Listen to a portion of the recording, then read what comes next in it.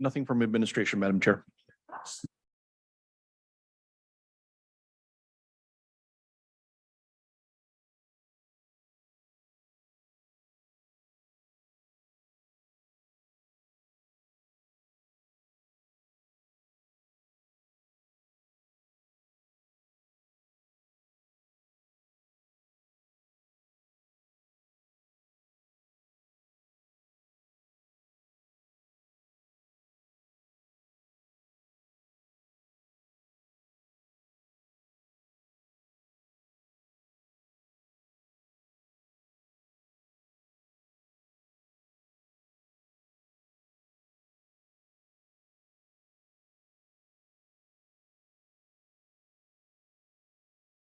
Well, good morning, and thank you very much for allowing me to be here and give you a little bit of an update on what we're doing at Leduc Regional Housing Foundation.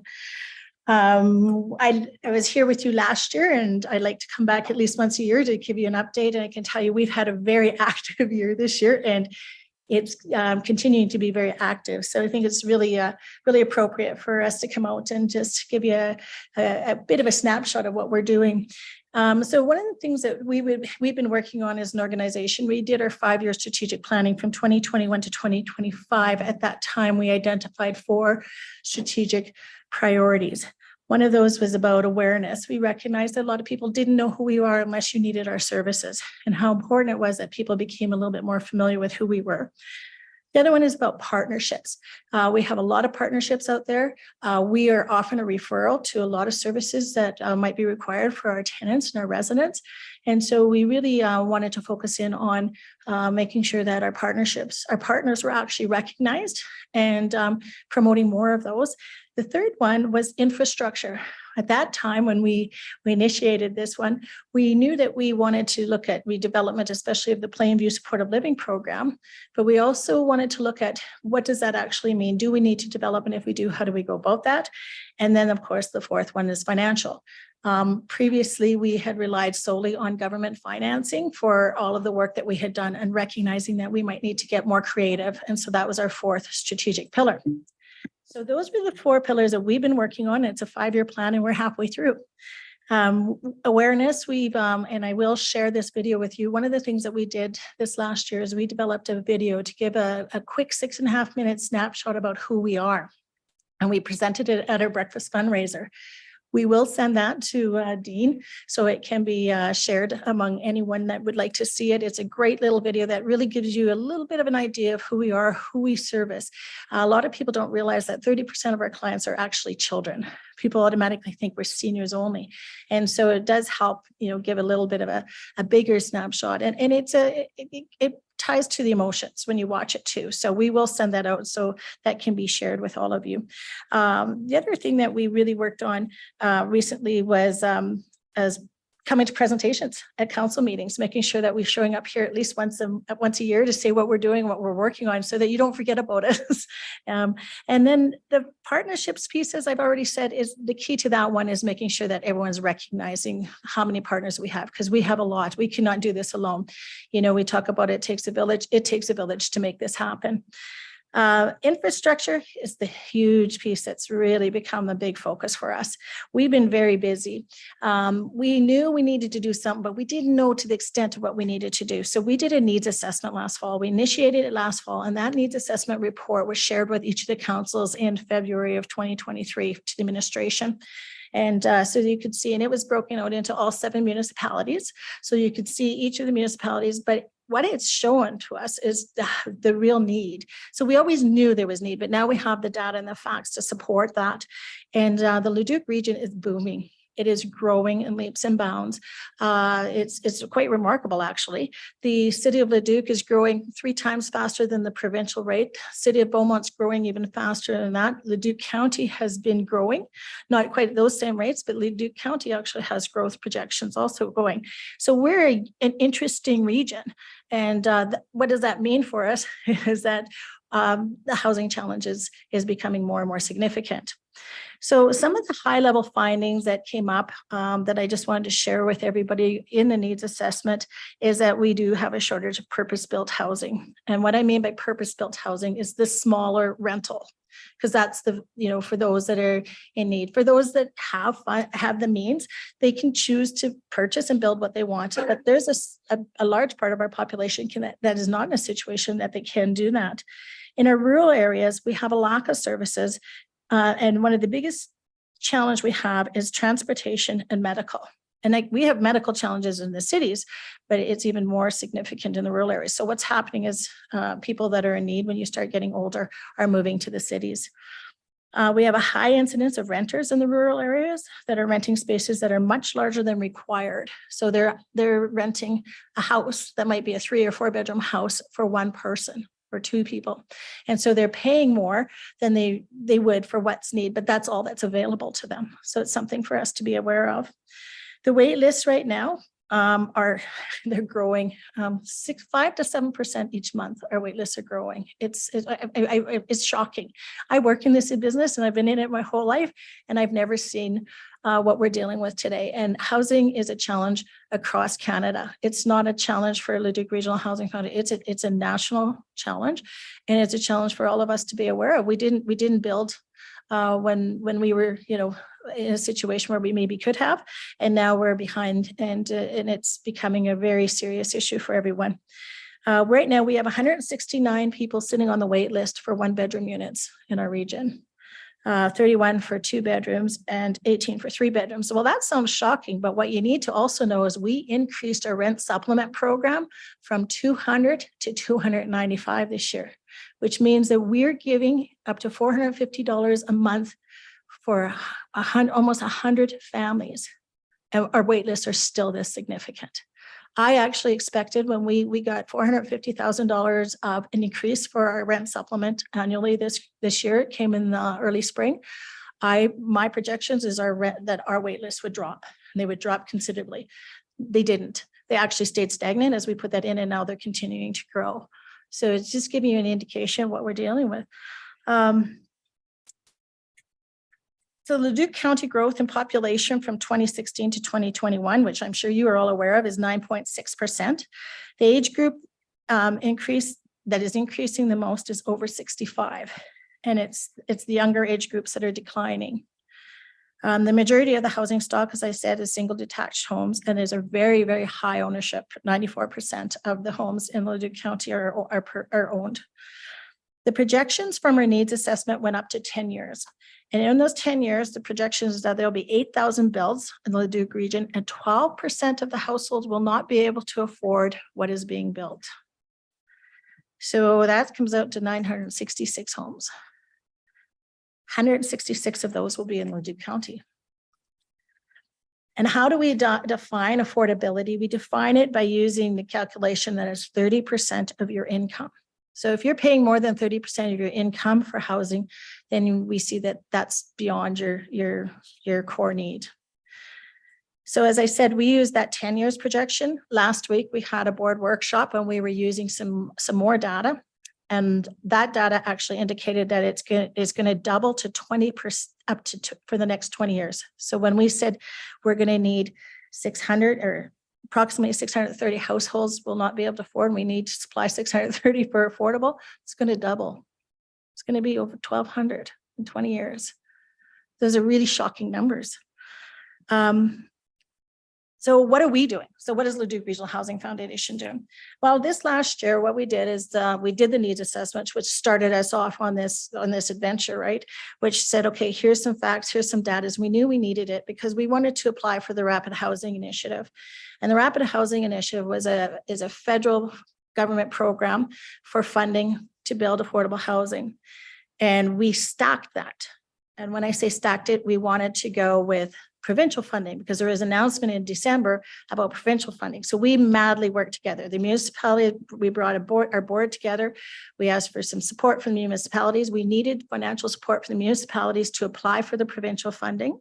We got that. We applied for the provincial funding. We got over $2 million for the provincial funding. And unofficially, we can't officially share this with you. Unofficially, we got $4.7 million from the federal government to build an extension on Gates Landing. We're very, very excited about this. That's only 24 units, but it's 24 units that is going to be added with an elevator onto Gates, which is in the city of Leduc. 50% of those units are going to be designated for women fleeing violence, which is a need. So we've had an exciting year. And so that doesn't sound like a lot. However, we were only one of 2 applications in the whole province of Alberta for the general stream that received it. So we have a lot to be proud of. And when I say we, I'm looking at every one of you. This does not happen easily, and it required everyone. There was a lot of work that went into this. Our board members were tremendous on this. We were having quick meetings and having some really tough discussions. How do we make this happen? And the applications, using an excellent consultant, working with him. And so we've been very, very fortunate. The provincial funding that we received, only 9 out of 70 applications received those funds, and we were one of them. So we're very, very lucky right now, and we're feeling very, very fortunate.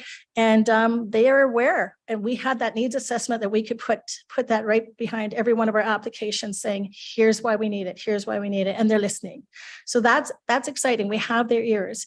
And they're saying right now they've got another application open for the provincial funding, and they actually phoned me to see if I was going to be putting one in. So they are listening, and I said we will be putting one in, but not this round. We're not ready for this round, but we will be putting one in, and they're well aware of it. And so we want to make sure that when we put ours in, it's ready to go, and that's why we got the funding that we did. We were literally shovel ready, and that's why. And like, we got the announcement and we broke ground within 2 weeks from the time that we got the announcement of the federal government. So again, unofficially, I have to say that until they officially announce it, we're supposed to keep it quiet. So that's some of the work that we've been doing. So again, I just want to share, we've increased our rent supplement by almost $500,000, about $450,000. So we have $1,480,000 that we actually use for rent supplement each year. And it's 295 households that receive that funding. We're adding 24 units. We are literally building that right now. And we got together as the board here just last week. One of the things we all have known about is our Plainview Lodge has part of that lodge is still original build of 1963. So we do know that we have to redevelop. We do know that needs to be done. So that's where we started. But where we've led to is, okay, this is bigger than redeveloping just Plainview. And what does that look like? And that's where our board is working right now. And so there's a great work group of people working with myself and the consultants. And we had a 5-hour workshop last week, and we're going to continue to do some more work in that area. And once we come up with what we want to do as an organization and what the vision will be, we'll be back out to share that. So that is a quick snapshot of what we've been doing this last year and what's happening. Well, thank you very much, Ms. Haggerty. That was a very comprehensive report done very quickly. And just on behalf of Leduc County, just thank you for the work that you do on our behalf at the Housing Foundation. Myself and Councillor Scobie are representatives at that table, and certainly we are enjoying the challenges that you're putting in front of us, as well as working together as a team to solve them. Any questions for Ms. Haggerty at this time? Councillor Smith. Good morning. Just a question. Again, the Warburg facility, again, numbers are always low. I think Ray today had suggested somewhere around 60%. Is there any move to maybe look at a Drayton Valley area where we could put actual seniors in there, and then that may increase money that you have to put other places? Because that actually is not a bad facility, but people from Leduc may not want to, well, where people from Drayton Valley may, and then you have 100% occupancy, a little better bottom line, which could then serve residents in this main area. Just a thought. That's an excellent question. The Cloverleaf Manor Lodge out at Warburg is a lovely facility, actually. Very, very nice. It's very peaceful, quite lovely out there.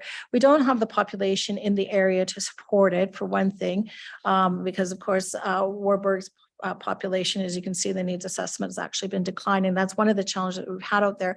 We have a program with, we've actually partnered with Alberta Health Services and George Spady to run a George Spady program out there. And that was a trial. And we have been working with that, but they're having the same challenges that we have been having on filling up. We designated 12 units for that program. They never really got past 8. And so we've been talking to them too about what their plans are. Their contract's up in the next at the end of December here. So we're going to have to figure out what they want to do and have that conversation. Drayton Valley also has a lodge, and they are only partially filled too. So you're right. I think we have to get creative. But here's the interesting thing, because I was leaning towards what you were saying, Councillor, is like, okay, what do we do about Cloverleaf? However, when we sat down with our consultant last week and we looked at our numbers, we have the potential to actually increase our numbers out at Warburg because the demand is so significant right now. For whatever reason, the phones have started to ring in the last 3 weeks out at Warburg. We've had 2 move-ins with a couple planning on moving in another few weeks. This is a shock to us. I know Councillor Scobie was out there with us. We were doing open houses last year and we just didn't even see any interest. There was just no interest. It was so, and it's a lovely lodge. They have a fantastic chef there. Like, their food is outstanding. One of the biggest challenges is transportation. And then of course the medical services. But I think we need to just be a little bit cautious because all the numbers are saying that we will actually see this increase. And just, Derek Weiss is the individual that I work with quite closely, and the consultant who works all over Alberta. And he's been the consultant that's worked with us with the applications. He believes that we will see some filling up. So I'm not sure if I really answered your question thoroughly. You did. And again, I have experience with it. My mother actually went to Warburg and waited to get into Plainview, which seems to be what most people want to do in this area. Yes. For me, it was an hour-and-a-half drive out and back to go out 1 or 2 times a week. So it presented a challenge. I guess what I'm saying is if you keep that full and you look at maybe Plainview is a 1960 development, but if you were to look at more capacity in here where that's getting used, but then somebody has something to come back into the city of Leduc, a new facility perhaps in seniors, because the needs there, the population is growing. There's just obviously new buildings. I'll go back to the 1970 builds of the Lougheed government, the apartment blocks and the duplexes for families. There was a lot of government money into it. So, how do you put some more senior specific buildings in the main area, and then how do you transition? Because ultimately everybody that goes to Warburg wants to come back to Leduc because of travel. It may not even be medical as much as your family. Does your family have 6 hours a week to drive there and back, and a variety of them coming and going? So more central located and also using it as a transition. It is a lovely building. Had it been closer, we probably would have stayed and not moved back into Leduc, but the drive was, you're just not getting out to visit your seniors. And if you don't visit your seniors and abandon them, what happens to their health as well? Very good. So you brought something up that I didn't put into my quick report, and that one of the things that we did get is we got a provincial report last fall about how all of those buildings you talked about in the 70s that were built. So the senior self-contained buildings, the GOA does not want to own those any longer. So right now they're talking to all of the housing management bodies about devolving, that's the word, back. The ownership going back to the housing management bodies. We have not been tapped yet. Many of my colleagues have. What I have done is put in the business plan, or we have done is put in the business plan of the ones that we would like to have ownership of. But these are buildings that are old. And the only reason we want it is if there's a certain amount of capital. So the GOA has not been supporting the capital. There's over $80 million in capital that is required right now to get these buildings up to standards throughout the province. And so this is a bit of a challenge that's going on right now. And so far we haven't been. They haven't asked for the meeting to talk about our buildings. They've been dealing with some of my colleagues. But one of the challenges that we're having with that also is in their plan is if there's a surplus, which we do have a surplus in some of our buildings. They want to take the surplus, but they want us to own the building. And so there's some interesting things going on there. So that's an interesting program that we're all trying to figure and get our heads around how that's going to work financially. So far we haven't had to address it, but I just wanted to feed off of what you said. But you're right. Some of this stuff is very interesting and it's a wonderful building. Just location isn't the easiest. Yeah. Okay.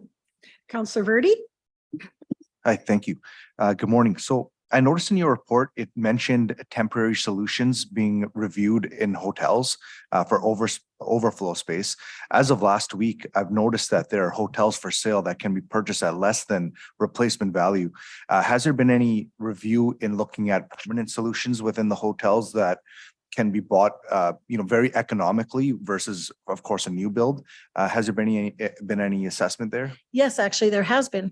What actually some work has been done there, and what's been determined that there are some that will work quite nicely for transitioning to a housing, but they're few and far between because of what you need to have for common space, what you need to have for actual living space and things like that. So the ones that are actually economical and potentially easier to actually purchase are not the ones that would fulfill that. So there are some of my colleagues that have done that in Calgary and in Edmonton.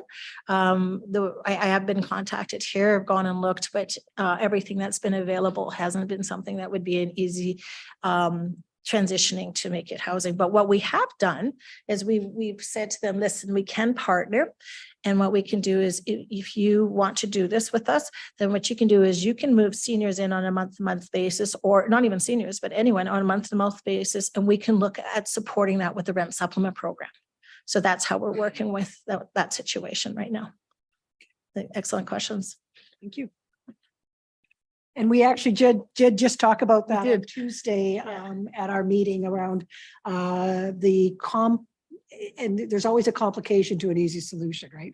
The complexity around that, but certainly we appreciate that Leduc Housing Foundation is looking for all options available and working hard to move that forward. I'm not seeing any more hands up. So thank you very much. Very, very interesting and thorough presentation. Thank you again for the report as well.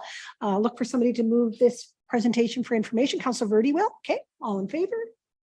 Thank you. Thank you again, and we will see you on Thursday. Thank you. Bye now. All right. Moving on to Andrea and East Vistas Community Association.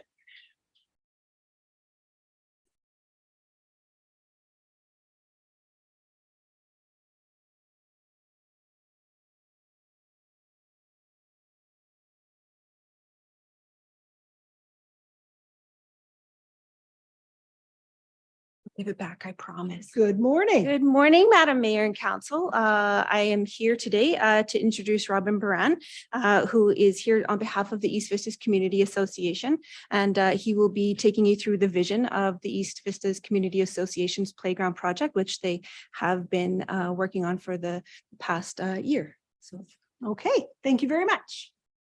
Good morning. Good morning. Thank you, Andrea. Good morning, Madam Mayor and Council members.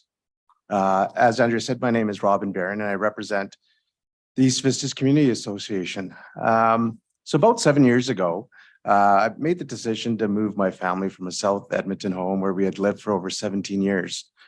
You know, my family had grown and it was time for us to create something that would suit our needs for many years to come. So finishing our home, we've lived in Royal Oaks for over 6 years now. I've become the president of the East Vistas Community Association, as myself and my board members want to see great things for the community. The East Vistas Community Association was established in 2019 with a vision to inspire better community by connecting families to each other. The executive is a group of volunteers that are actively involved and are committed members, leaders, and stakeholders in our community. Myself as president, Brenna Cooper, vice president, Virginia Cassian, secretary, Petya Yanakova as treasurer, and Yelena Filipovic, communications coordinator. The EVCA builds community development aimed at improving the overall well-being, social interactions, and quality of life for individuals and families through various programs and initiatives.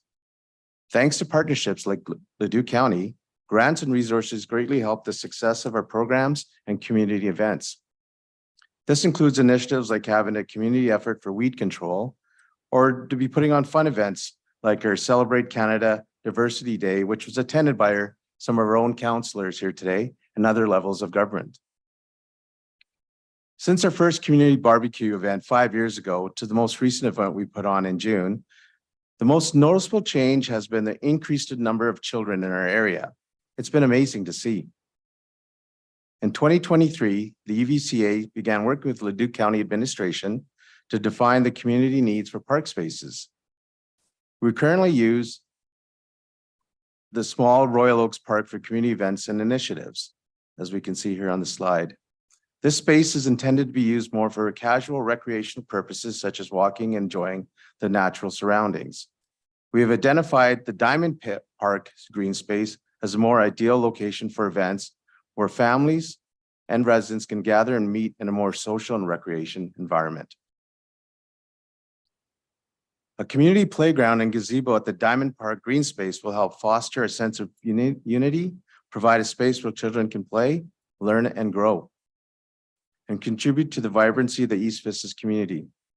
Other benefits include recreation and physical activity, community engagement, social, children's development, social interaction, cultural, and education opportunities.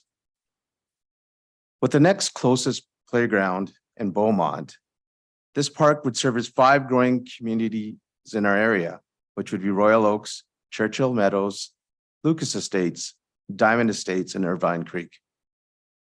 The playground will also be servicing those with disabilities in our area, including a day home that has children with special needs. In addition to the Diamond Park green space, this plan includes adding a small gazebo and bench to the Royal Parks area. We feel this better suits the intended use of this park space and will encourage the community to use a park space for more casual, unstructured recreation activities. Examples of Royal Oaks Park uses include bird watching, reflecting, connecting with nature, walking, small family picnics, community connection, and conversation. With Leduc County endorsement, the EVCA will apply for the Community Facility Enhancement Program in 2024 to build an accessible, all-inclusive community playground and gazebo with the proposed budget of $300,000. We would like to request $125,000 from Leduc County. There would be a matching request from CFEP grant of $125,000. And the EVCA will also aim to raise another $50,000 for additional park amenities, including benches and park equipment. This would bring the budget to $300,000. The EVCA will work with Leduc County administration, build on strategies through the final playground installation, including sponsorship, donations, and fundraising opportunities, community engagements, and concept and final plan designs. So that completes my presentation for today. I want to thank you all for your time today and like to open up the floor for any questions you may have. Thank you very much. And just before I open the floor to questions, thank you and your colleagues for stepping up and creating the Community League. Volunteers are the community builders, and thank you very much. And it sounds like you guys have some pretty good plans here for your community. So I'll open the floor for any questions. Councillor Smith. More comment than anything. Again, I have to thank you for the work that you have done. You've taken the initiative, invited me out to the events you're doing. Just an example of the Celebrate Canada Diversity Day. I attended your first one, which was successful, a little bit smaller. Councillor Verde and I attended the second annual one again, which I believe was a grant from the federal government to allow those diversity activities to go, and it exploded with the amount of people that came out to the second one. I could see this actually being one of the cultural days from Rollyview or Warburg or things that we're doing because of the growth in the community. So thank you for doing the council's county's work of getting your community out. Certainly a reasonable ask to enhance the community with the growth that's going in there. Your timeline, I've had a chance to look at it, looks very reasonable. I certainly am in favor of moving forward with your ask. Of course, it's a council decision and a council discussion, but I do support what you're doing, and thank you for the work that you're doing to allow this to occur. The community will be hugely improved if this were to occur. Thank you. Thank you. Thank you, Councillor Lewis. Thank you. Thank you for your presentation. Can you explain a little bit about the Community Facility Enhancement Program? This is the first time I've heard of it. And I guess where the money's coming from for that grant? That one is Aniski. Yeah, CFAP is actually a grant that we do apply for quite regularly with our community associations. So these are things like actually Rolly View has put in for upgrades to their facilities, playgrounds. All of the playgrounds that we supported last season were also part of the CFAP program. So any of those upgrades or renovations, significant projects, are what we would put in for a CFAP, and it is the matching grant. It's been wildly successful for us. We've got some good success. So working together, I think we could have some good success with this program. And sorry, is that a provincial grant? Okay. Any other questions? Councillor Verdi. Just a comment. Thank you so much for your work. I know you guys have been working around the clock to get this done, and appreciate all the effort that you've put into it. Just a note, I think for the record, I believe that this park or this facility would create more demand for housing there and create bigger and better developments to help that area structure plan grow. And I think this is kind of a first step in that direction. Just a note. Thank you. That's right. There is a cause and effect when we invest in both infrastructure and in recreation. So Councillor Verdi, did you want to move this for information and refer the request to our budget deliberations? That's generally what we do with when we have a request. So Councillor Verdi is going to accept for information and refer the request for funding to budget. I'm seeing no debate on that. All in favor? It's unanimous. We wish you well, and I will volunteer Councillor Verdi to sit in any dunk tank you might have as a fundraiser. And he doesn't even care if it's in November. Thank you so much. You're welcome. Exactly. I see. I knew it. What you volunteer for? All right. We're going to go to 5A, which is our economic development update. Mr. White, you are taking the lead on this, I assume? Thank you, Madam Chair. I will actually be passing over the report today to Brianna Cabral-Young. Before I do, I just want to acknowledge our summer GIS student, John Ma, who is sitting right there. Thank you. And John is here for the next 2 weeks, and he has been very instrumental in some of the economic analysis and GIS work that we've been doing, involving some of the economic development corridors and servicing. And we've had very good response from the investment community on these maps, and another thing to keep us one step ahead of our competition. They're very interesting looking maps, by the way. Good. So once again, I am pleased to pass this presentation over to Brianna Cabral-Young, our economic coordinator for Leduc County. Good morning, Madam Chair and committee members. The purpose of this report is to provide an update on the economic development activities. It is therefore my recommendation that the Governance and Priorities Committee receives this economic development update report as information.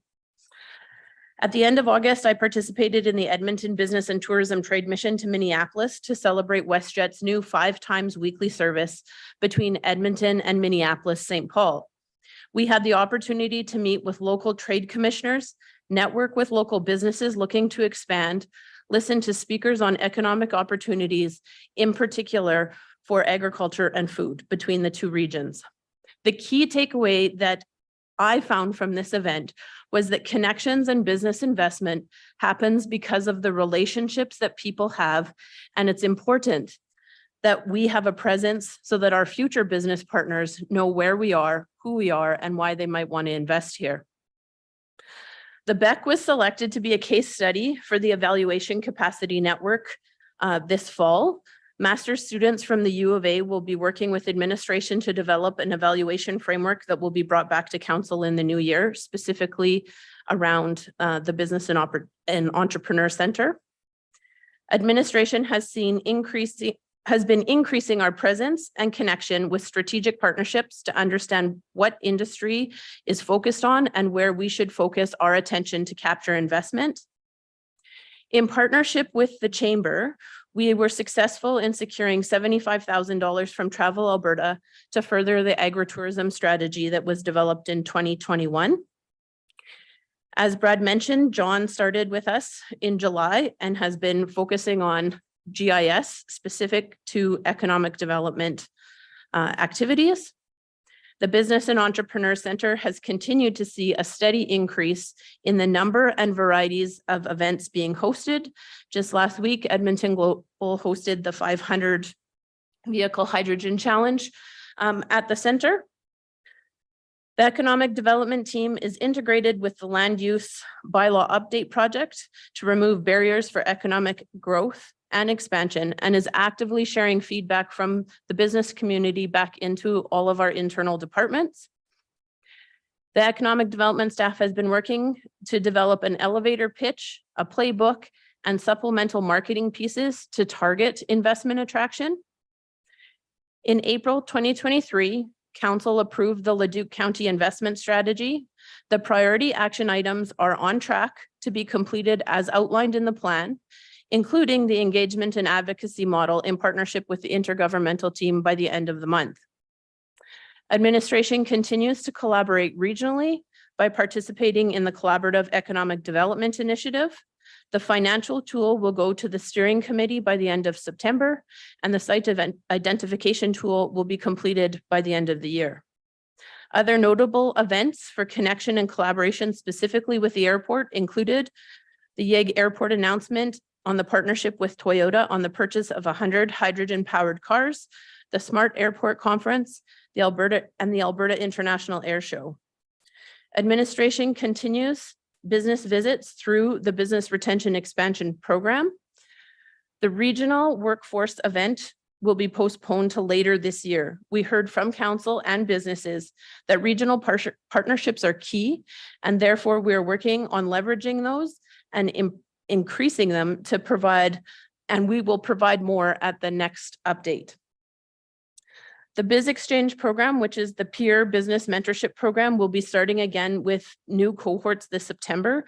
We've seen a number of people come back and new people have asked to participate, so that's really good. And the Leduc County Business Focus website has seen 317 unique visitors in the month of July. And attached to your package are the updated investment maps that will be available soon on that website and are specific for investment, servicing, and economic corridors. Thank you very much. That was, again, very concise. Any questions on the report? I'm looking at, and I believe this is one of the maps that Mr. Ma probably put together on page 149. Nope, the next one, which I find very, very interesting for lots of reasons. So when I look at the legend of this map, this tracks almost everything that we would believe is an asset here in the county. And it also identifies things that might encourage somebody to develop somewhere else, like the pipelines, the sour glass, those kinds of pipelines. Has anybody besides administration taken a look at this? Have we flown this by anybody else? Because I think it's really a good first step in how to move ahead. If I may take that question, I can tell you that these maps have been passed on not only to developers or brokers, but we're also passing them on to our regional economic groups such as Edmonton Global, Invest Alberta, Invest in Canada. And so that when they are having their discussions with the people that they are involved with internationally and nationally, that they have access to this map. It's also in PDF form, but they are also going to be getting hard copies for their offices as well, from a very high quality paper. So it looks great, won't break down. They can circle things on a map. But one of the important things that I have discovered in my history in this business is that a lot of times they're interested, where are the services? What is there? Not necessarily the capacity, but what is there, so that at least it gives them that first step in those investment conversations. So that's interesting you say that, Mr. White, because I think you're thinking of my next question, or perhaps I'm starting to think like you. And it's around power, and it's around power capacity. One of the things that we are learning as an organization is that sometimes the power we need isn't there when we need it. Is there any opportunity with the lines, which I believe are indicated in pink on power, to make where there's more capacity or more power available wider? Yes, to also answer that question. See, I knew it. Myself, engineering and planning met with Fortis specifically and in person to basically get some of that information, so that not only do we know what capacity is available, that we can maybe have from an internal information, so when we have somebody coming through the door, but also that we can even plan for the future of what we expect, and what we expect the type of sectors that will require that type of power, water, or any other service seen to that effect. But having that, the Fortis information and the power information on the maps is a really big step, and they were very helpful in getting us that very quickly, which was only something in the last 3 weeks. But Fortis isn't our only supplier, right? We have REAs. How are you working with the REAs, or have you reached out to them? Talk about that as well. Yeah, we have reached out to pretty much everybody that's going to be involved with putting anything that's under the ground. Absolutely fabulous asset map. And I could see it being useful for anybody who's looking to do some development in our county. Any other questions or comments?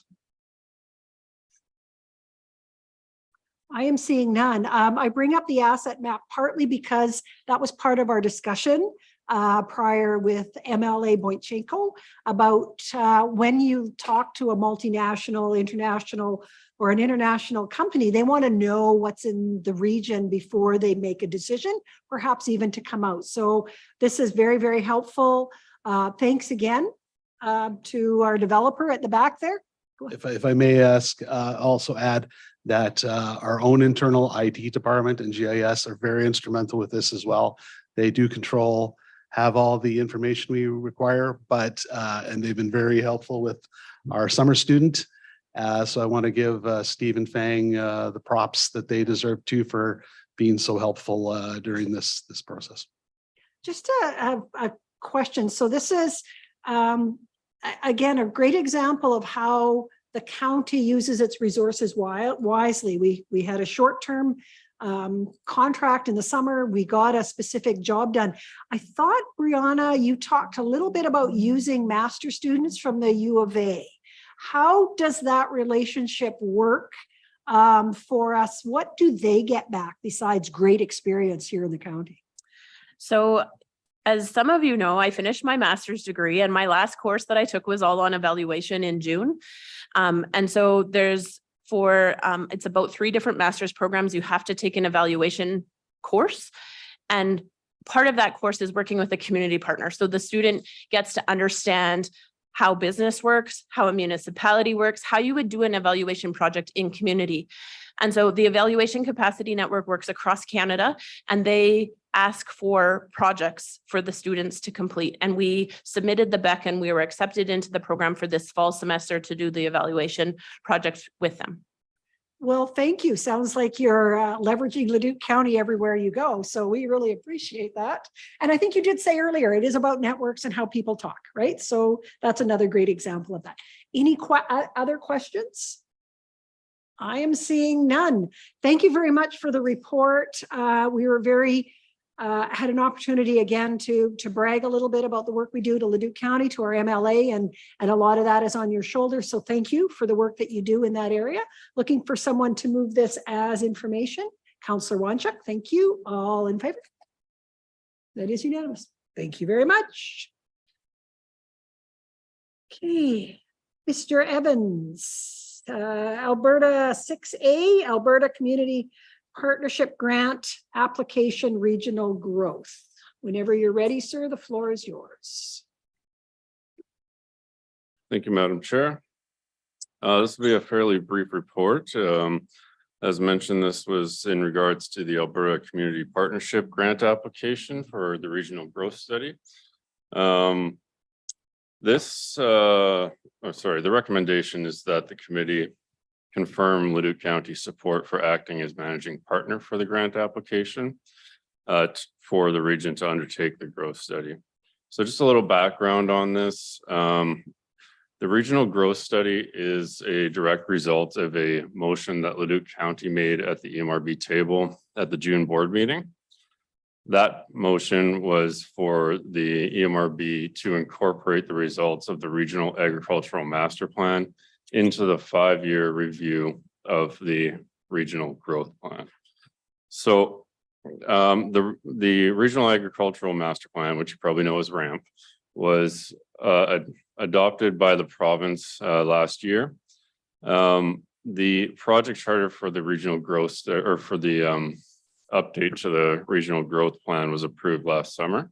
And so the timing of the two didn't coincide. And so RAMP was not incorporated into that project plan, even though RAMP does direct the board to undertake this work to inform the interim review. So Leduc County made a motion that the project plan be expanded so that the results of RAMP could be incorporated. We also made a suggestion in that motion that if the motion was approved, we would investigate acting as a managing partner for a grant application to fund this work. This suggestion was an attempt to ensure that our motion would not create an additional financial hardship on the membership of the board. And that relates to some important priorities that the county has had for the MRB in the past. So the regional growth study, as mentioned, responds to our motion. It also responds to a similar motion made at the same board meeting by the city of St. Albert. And that motion was to identify criteria for expanding employment areas. All this came on the heels of the rejection of the Villeneuve ASP.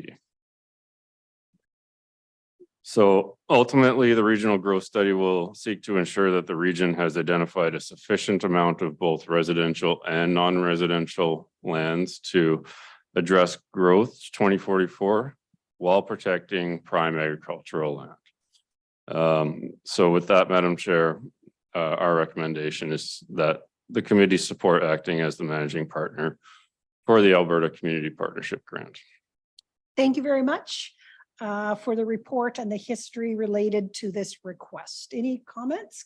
Councillor Lewis? Just a question. The funding source for the $200,000 is actually coming from the grant. It's not money coming out of the county to do this. Is that correct? Madam Chair, that's correct. Thank you. Okay, I'm not seeing any other questions. I will happily move the recommendation that the committee confirm Leduc County support for acting as managing partner for the Alberta Community Partnership Grant to undertake the regional growth study. So the motion is on the floor and just comment on it. Interesting, during the debate we had at EMRB related to the refusal of the ASP at Villeneuve, when we, Leduc County, asked the question about the rate of consumption of industrial land, the board administration wasn't able to answer it because they're not tracking it. And yet one of the reasons for refusing that request for that inclusion for industrial land up at Villeneuve Airport was that we had enough land for 2044. So this fills in that gap. It pulls in part of RAMP. And just a real thank you to our administration who knew which parts of RAMP would actually fit in and move this forward as two birds with one stone, so to speak. So the right work being done and accessing a grant and managing that will help us keep our fingers on what's happening. Any other debate, questions, or comments on the motion? All in favor? Unanimous. Thank you. Absolutely. If you need to step out, not a problem. We're going to go to 11B, long range Planning, a Q2 2023 update. Mr. Evans, this is you again. I was wondering why you brought so much paper. Thank you, Madam Chair. Yeah, just as mentioned, this is the Q2 quarterly update for long range planning, and the administration is recommending that the committee receive the quarterly report as information. I have 3 projects to update you on today. The first is the Central Nisku Local Area Redevelopment Plan. So as council is aware, we did do a successful engagement process on this project back in the 4th quarter of 2021. We followed that up with further engagement in the spring of 2022. And we did get to the point where we had initiated drafting a plan for the Central Nisku area. Unfortunately, the plan's been delayed since then in order to collect some more information on the utility and engineering side of things. We are we did review the final draft of our utility infrastructure project recently and provided final comments to the consultant. So the consultant is just finalizing that report, and we hope to be able to bring back an amended project charter for council's consideration in the coming weeks.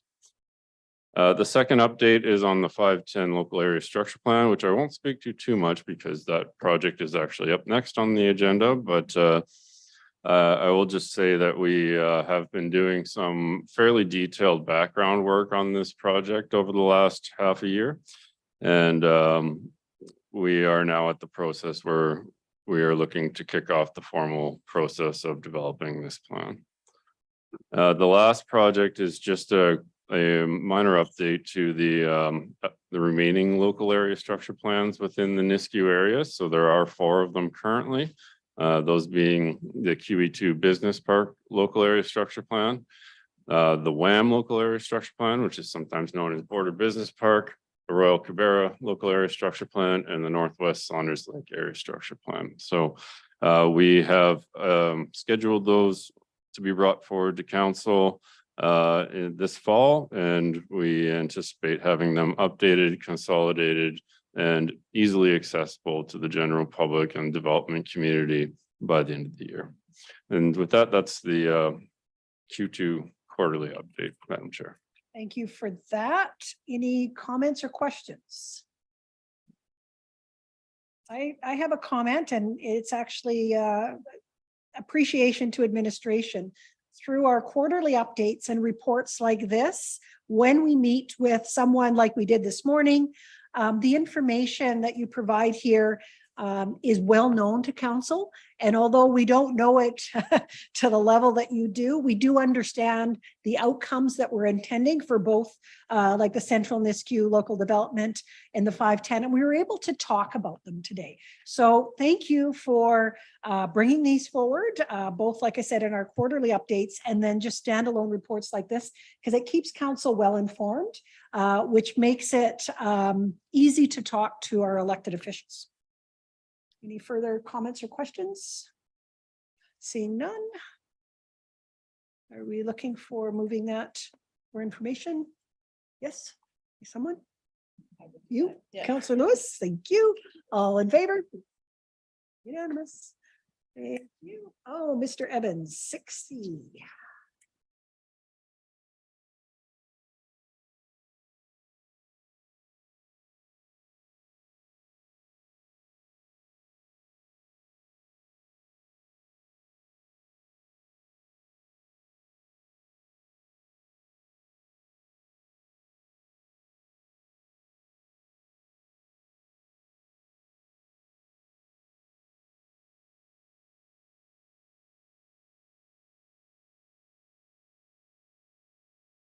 Areas of Nisku would have a local plan attached to them. The plan area is within North Nisku. It's directly north of Township Road 510. It's bisected by the Spine Road.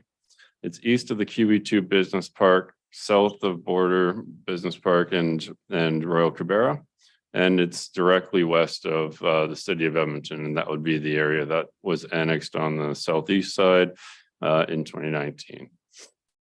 North Nisku is the area within the county where we're seeing the greatest demand for industrial land and business land. As you can see in the attached background report, we have done a consolidation of significant background data. This includes environmental, transportation, engineering, and planning work. We've also made initial contact with the vast majority of landowners in the area. I think at the last count, we were somewhere around 90%. And we have received generally positive feedback for the plan moving forward. We've also done some work with economic development, ensuring that we are positioning this project right to make the county ready for investment in this area. We have initiated the process of procurement for further technical work for the plan. And as you can see in the project charter, the intent is that administration will lead the policy work and policy development and landowner engagement for this project with support from external consultants for some technical data that we don't have the capacity for in-house. The project plan would see the plan come forward for approval in Q2 of 2025. And with this plan, our intent is that developers would be able to move directly to the redistricting and subdivision stage. And so no further outline plan or planning work would need to be done outside of that. So with that, I'm happy to take any questions that the committee might have, but again, we are recommending that the committee approve the 510 local area structure plan project charter. Okay, thank you. Comments, questions for administration?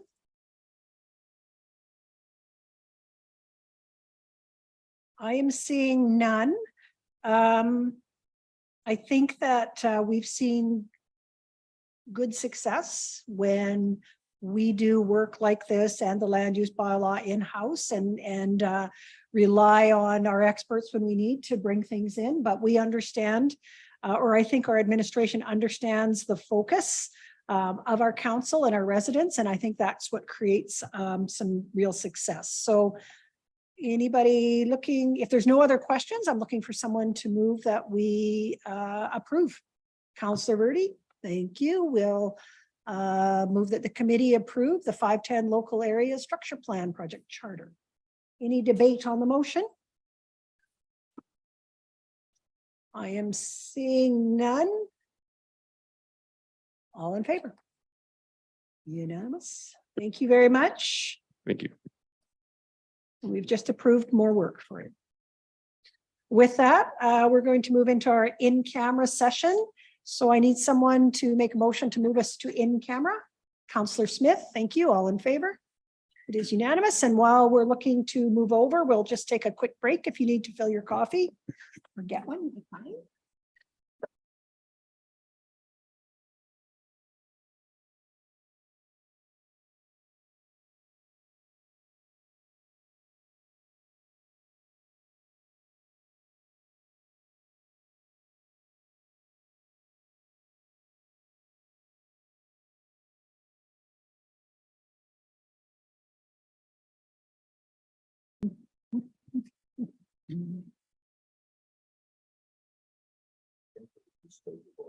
I know. That's why I was pushing the spine road because he has access to money. And if he understands the area too, that's kind of. Well, kind of that this area, not so much. Yeah. Yeah. That's okay. Our job is to help him understand.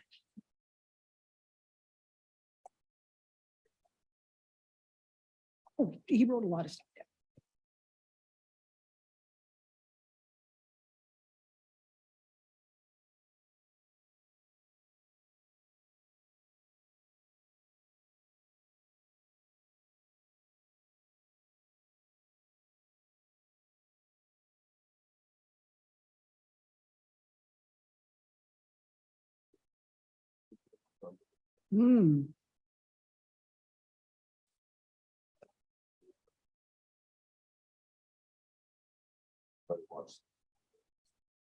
What happened to you?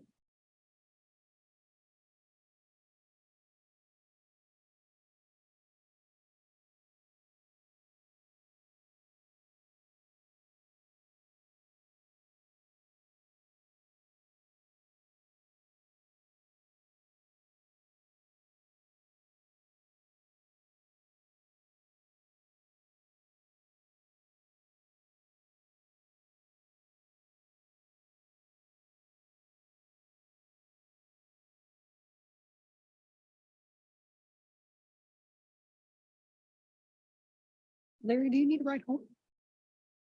Do you need a ride home or is that okay? Okay.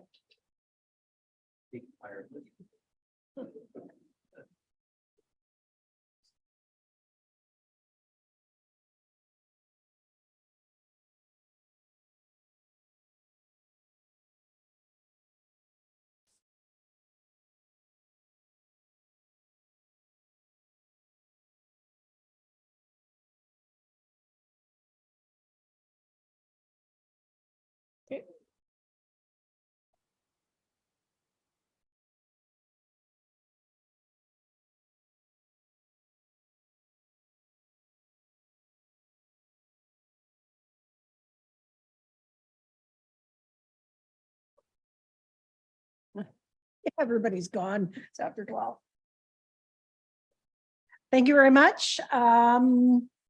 We're back from our in-camera session. The only motion made in camera today was to come out of camera, but we do have a motion arising from the business. Looking for someone to make that motion. Councillor Scobie, go ahead, please. It's on the big screen. Your microphone. Oh, turn on your microphone, sir. Oh, microphone. Sorry. Yep. Yeah. Street, yeah. You bet. Okay, make the motion that the Governance and Priorities Committee direct the administration to submit resolutions on quasi judicial agencies and high load corridors to rural municipalities of Alberta, Pembina River District meeting on September 25th, 2023. Thank you very much. The motion is on the floor. We did have an opportunity to discuss it in camera. Any further discussion or debate? I am seeing none. I will call the question. All in favor? That is unanimous. Thank you. And we will adjourn at 12:12.